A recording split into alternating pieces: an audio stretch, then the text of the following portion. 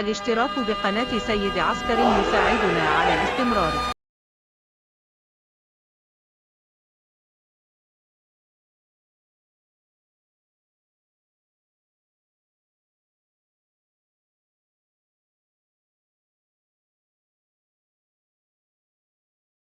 في حاجة حلوة أوي في القطط، تعالوا أعرفكم بيها كده. أنا عجبتني أوي، قلت أصورها وأوريها لكم.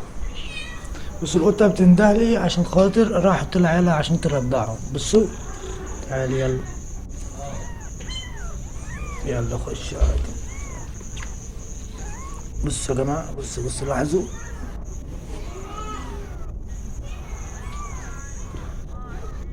اهو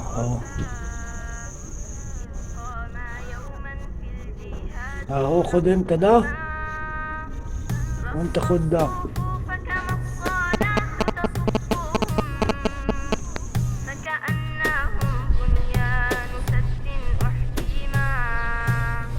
أروي لكم عن قصة للمصطفى إذ قام يوما في الجهاد منظما رص الصفوف كما الصلاة تصفهم فكأنهم بنيان سد أحكما وتجول المختار بين صفوفهم فإذا بشخص بينهم متقدما قد غير الصف القويم خروجه نظر الرسول إليه ثم تبسما وبعود غصن للصفوف أعاده وأعاد للصف القويم تقوما قال الفتى في رقات وتمسكون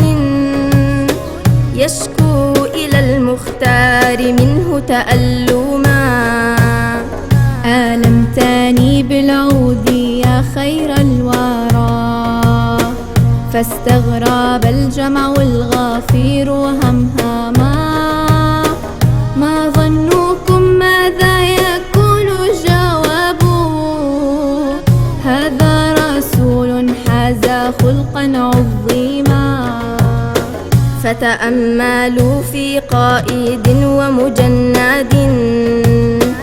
قد أزهر الإسلام حبلا فيهما هذا محمد كاشفا عن بطنه تفديه روحي مرسلا